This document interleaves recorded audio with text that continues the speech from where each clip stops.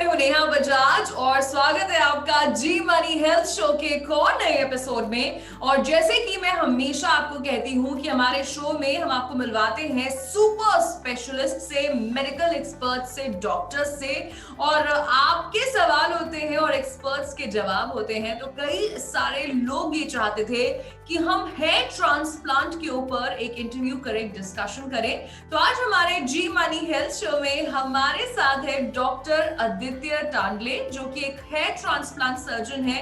पिछले 12 सालों से प्रैक्टिस कर रहे हैं and currently he is working with Insta Clinic. So doctor, we welcome you in our show. Thank you very much, and सबसे पहले very good afternoon to all the viewers, and I'm here for you, so ask me the questions and I'll surely help you sort it out.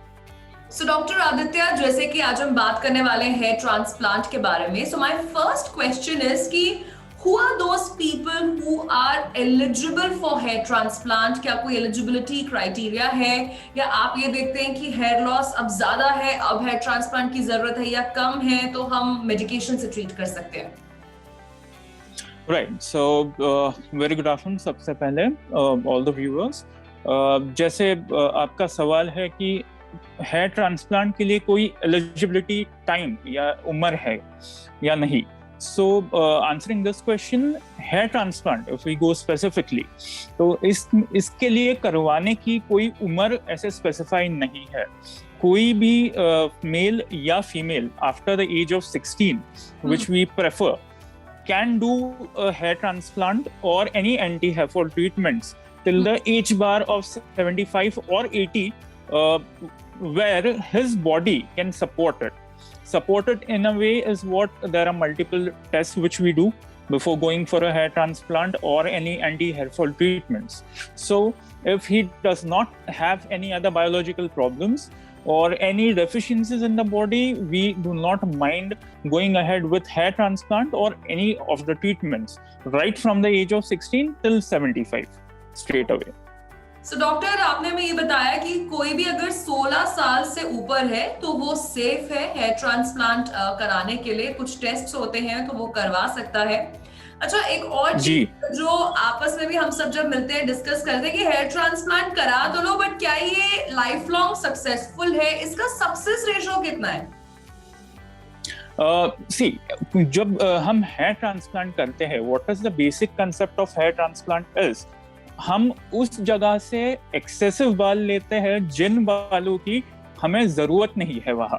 यानी जो बाल हम जड़ों के साथ लेते हैं, अगर हम वहां से वो हटा के उस जगह बिठाते हैं जहां बाल नहीं है, तो ये जो ट्रीटमेंट है, इसे जिसे हम ग्राफ्टिंग भी कहते हैं, तो इससे आपका जो लुक है, जिसे हम डोनर एरिया पर्टिकुलरली कहते हैं इन मेडिकल टर्म्स, जहां से ये बाल लिए जाते हैं, उसके लुक में कोई चेंज नहीं आता है. ऑलराइट, सो जब हम यहाँ से लेके कोई नए एरिया में हम जब बाल बिठाते हैं, इनका जो शेल लाइफ होता है, it is the same like जो सर के पीछे के बाल है, which is till the age bar of 60 to 65 on an average we are talking about. Any average living person जो जिनका लाइफस्टाइल स्टैंडर्ड है, यानी उनके खाने का जो डाइट है, it is normal, it is not very I would say fast food खाने वाले या heavy drinkers या smokers. I'm not talking about that category, but a average man's diet. All right. So ये जो बाल हम बिठाते हैं, it comes with an average life is till the age of 55. 55 से लेके 60 उम्र पेशेंट की. अच्छा. और इस लाइफ स्पैन को बढ़ाया भी जा सकता है अगर आपका डाइट सही है, आप एक्सरसाइज करते हैं रेगुलर बेसिस पे, you have a control over drinking and smoking habits, if any. Okay. Right, so the concept of retaining the hair, यानी बाल बचाने का सबसे important सवाल है कि whether your आपके जड़ों को सही न्यूट्रिशन मिल रहा है या नहीं. Okay, so अगर आपका डॉक्टर, जैसे आपने बताया डाइट, एक्सरसाइज, तो जैसे हर चीज के मेंटेनेंस सेशंस होते हैं. फॉर एग्जांपल, अगर किसी ने 25 की उम्र में हेयर ट्रांसप्लांट कराया है, तो 30, 35, 40 में क्या कोई टचअप्स या मेंटेनेंस सेशन की भी जरूरत पड़ती है? जी, अब फॉर एग्जाम्पल हम जब सर की बात करते हैं तो जिसे हम मेल पैटर्न बॉल्डनेस कहते हैं, तो जो इस यानी जिस 4 फिंगर्स अबव योर आईब्रोज यहाँ से शुरू होके it goes right till the back of your crown area, जिसे हम मेल पैटर्न बॉल्डनेस कहते हैं। अगर फॉर एग्जाम्पल समझिए आपकी उम्र के 25 साल तक may be you have lost, यानी आपके खाली पहले 4 या 5 उंगलियों तक के बाल गए हैं, तो that is a bald area, यानी वहां पे ना जड़ें बाकी है ना बाल है। तो अच्छा। इस कंडीशन में हम हेयर ट्रांसप्लांट ही सजेस्ट करते हैं, बिकॉज ये एक परमानेंट सॉल्यूशन है। करेक्ट। जो ये बाल बिठाए जाएंगे आपके हेयर ट्रांसप्लांट में, ये आपकी उम्र के एज आई सेड बिफोर 60 तक इजीली मेंटेन होते हैं। करेक्ट। अभी ये हो गया, maybe I am talking अभी यहाँ से लेके अगर क्राउन एरिया हम पकड़ते हैं और समझिए कि 100 बालों की जगह है, इन 100 बालों की जगहों में से आपके 50 बाल गिर चुके हैं जड़ों के साथ, जो हम हेयर ट्रांसप्लांट से रिफिल कर देंगे जी। अब आपके ये जो 50% बाल है ये हो गए परमानेंट। करेक्ट। अभी हम जो पीछे के 50% बाल है, okay, as you ask me कि अगर पेशेंट की उम्र 25 है तो till the age of 30 to 35 हर एक मेल के बॉडी में हार्मोनल चेंज होता है, जिसके बाद जो भी आपके स्कैल्प की कंडीशन है वो स्टेबलाइज होने शुरू हो जाती है। तो ये जो बचे हुए 50% बाल है, हमें इन्हें विथ मेडिकेशन या विथ यू कैन से एनी काइंड ऑफ ट्रीटमेंट, हमें इन्हें मेजरली उम्र के 35 इयर्स तक बचाना है। Right. Okay.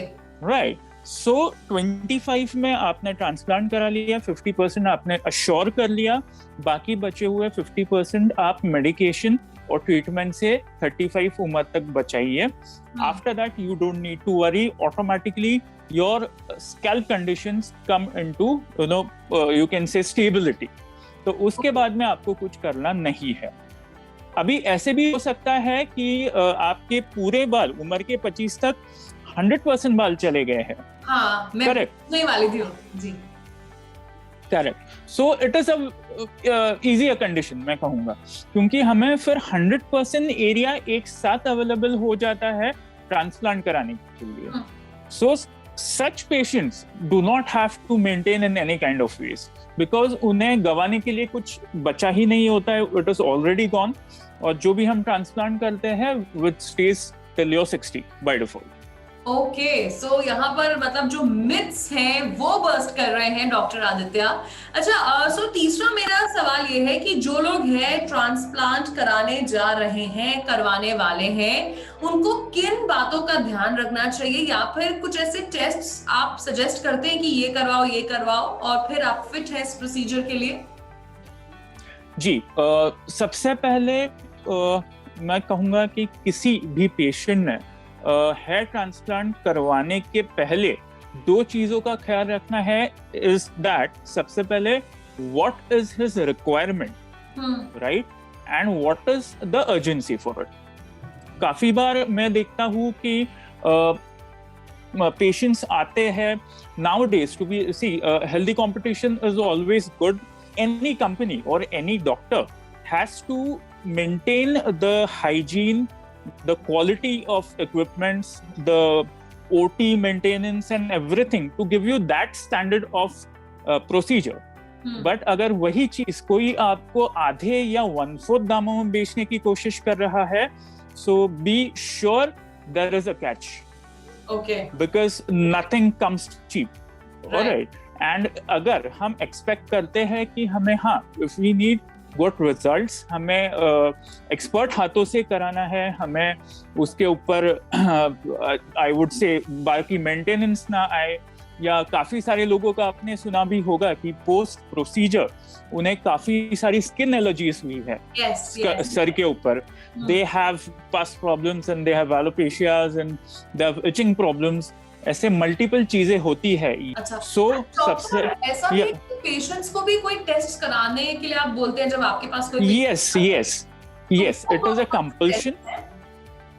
See, before COVID I would say the number of tests कम थे कंपैरेटिवली, बट हम सारे टेस्ट करवाते हैं, right from your bleeding time, clotting time, proximity time, आपका शुगर चेक होता है, आपका वाइटल्स चेक होते हैं, your haemoglobin, RBC, WBC, your HIV tests are there, your HbS tests are there. So there are minimum 10 to 12 tests which we do prior to the hair transplant. Okay. और ये सारी test यही होती है in the lab itself, in the clinic I would say. और ये test आने के बाद, इनके रिजल्ट्स आने के बाद, we take a third party physician fitness. अच्छा. That means a radiologist would check that and give a fitness, or a MD medicine would check that and give a fitness certificate to the patient. और ये certificate और सारे जो test है वो okay होने के बाद ही we take the patient in the OT. Okay, so यहाँ पर हमें पता चला है कि अगर आप हेयर ट्रांसप्लांट कराने का सोच रहे हैं तो आपको इन सारे टेस्ट से गुजरना पड़ेगा। टेस्ट में कटौती मत करिए और अच्छे हेयर ट्रांसप्लांट सर्जन से ही अपना हेयर ट्रांसप्लांट कराइए, बिकॉज बात आपके बालों की है। अच्छा डॉक्टर, एक और चीज है जो मतलब मेरे भी मन में आती है कि हेयर ट्रांसप्लांट के बाद क्या उन बालों पर कंघी कर सकते हैं, शैम्पू लगा सकते हैं, ऑयल कर सकते हैं, ब्लो ड्राई कर सकते हैं, मतलब क्या वो बाल नॉर्मली होते हैं? जी बिल्कुल। जो हेयर ट्रांसप्लांट में वो बाल बिठाए जाते हैं जो पहले से ही आपके सर पे मौजूद है, हम बस उन बालों की जगह चेंज कर रहे हैं। सो जिस प्रकार से आप अब तक अपने बालों का ख्याल रखते थे, भले ही वो आप शैम्पू करे, कंडीशन करे, आप कलर करे बालों को, कोम करे, कर्ल्स करे, ब्लो ड्राई करे, सो आपके बालों के कैरेक्टरिस्टिक चेंज नहीं होते हैं। अगर आपके बाल कर्ली हैं तो कर्ली ही आएंगे, अगर आपके सिल्की हैं तो सिल्की ही आएंगे। तो इसके लिए पहले 1 महीने तक, हाँ, पोस्ट ऑप में हम कहते हैं कि do not take any artificial you can say external medications और something to apply on the hair, because तब बेबी हेयर होते हैं। बट प्रोसीजर के 1 महीने के बाद आप जिस प्रकार से पहले बालों का ख्याल रखते हैं उसी प्रकार से आप कंटिन्यू कर सकते हैं। इसमें कोई रोक टोक नहीं है, इसमें कोई there is no different kind of maintenance for it. And doctor, एक और चीज की अब हम प्रिवेंशंस के बारे में बात करना चाह रहे हैं। चलिए हेयर ट्रांसप्लांट करा लिया, सब अच्छा भी हो गया, तो उन सभी लोगों को क्या सावधानियां बरतनी चाहिए? क्या कुछ सजेशंस आप व्यूअर्स को देना चाहते हैं कि ये मत करिए, इससे दिक्कत हो जाएगी, या इस चीज को जरूर फॉलो करिए? ये ट्रांसप्लांट हुए पेशेंट्स की बात करें या नॉर्मल पेशेंट्स? ट्रांसप्लांट के बाद की बात करिए, पोस्ट ट्रांसप्लांट बाद के पेशेंट्स, पोस्ट ऑप। ओके। सो जी, हेयर ट्रांसप्लांट के बाद सबसे पहले एक अच्छी बात कहूंगा कि कोई रोक टोक नहीं है। ओके। सो उस प्रकार ऐसे कोई भी चीज आपको नहीं करनी है, ऐसे कोई है नहीं उस बात में प्रॉब्लम। जैसे मैंने कहा कि हाँ, पहला जो आपका महीना है which is a particular month, जहाँ पे आपके ट्रांसप्लांटेड जो जड़ें हैं वो अपनी ग्रिप लेते हैं, तो उस समय में हम हमारे पेशेंट्स को एडवाइस करते हैं कि वो सबसे पहली बात स्विमिंग ना करे जहाँ पे, why? Because the swimming pool has chlorine water which can be harmful to the implanted roots.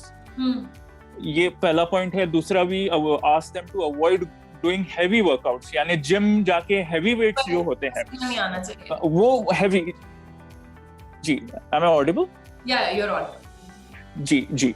So gym में जाके कोई हैवी वर्कआउट करने से आप दूर रहिए पहले महीने तक सिर्फ। आप बाकी अगर हाँ आप ड्रिंकिंग स्मोकिंग करते हैं तो जितना अवॉइड कर सकते हैं for the first month avoid करिए, because it is the growth time of the baby hair. Yes, right. And लड़के बालों में हेयर वैक्स या हेयर जेल लगाते हैं, लड़कियां भी कलर करती हैं, शैम्पू, कंडीशनर, ऑयल, तो ये भी किया जा सकता है बाद में?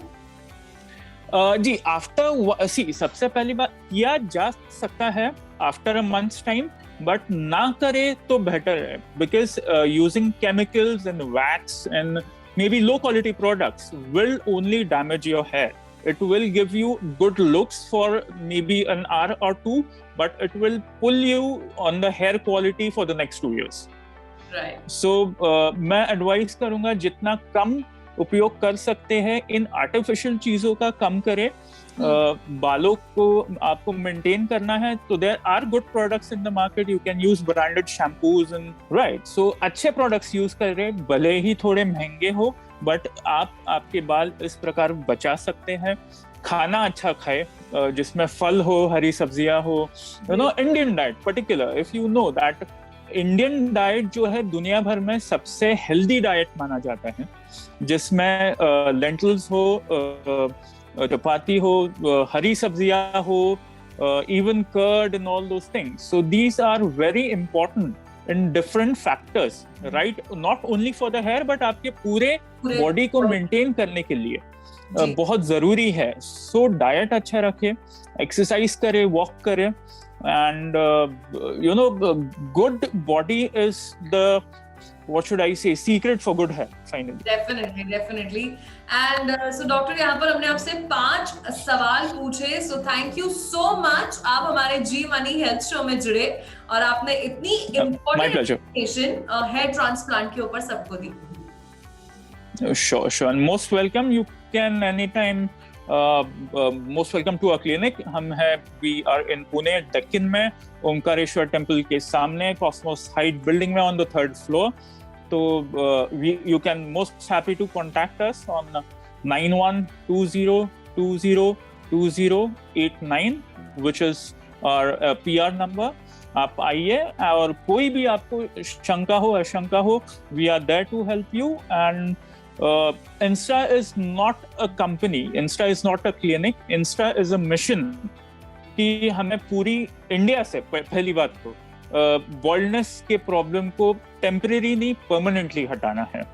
सो you are most welcome to join in this mission and we can make India baldness free, surely. Thank you so much doctor. तो ये थे डॉक्टर आदित्य, जिन्होंने बर्स्ट किए कई सारे myths related to hair transplant. तो अब आप भी समझ रहे होंगे कि हाँ, ये सेफ है, कुछ प्रिकॉशंस लेने हैं हेयर ट्रांसप्लांट से पहले भी और बाद में, और सबसे जरूरी बात, एक अच्छे सर्टिफाइड हेयर ट्रांसप्लांट सर्जन से ही अपना ट्रांसप्लांट प्रोसीजर कराएं। सो इसी के साथ मैं नेहा बजाज लेती हूँ आप सबसे विदा, लेकिन मिलूंगी आपसे मैं नए एपिसोड में नए सुपर स्पेशलिस्ट के साथ। Till then keep watching G money health show. अच्छी सेहत हमारा वादा। Bye bye.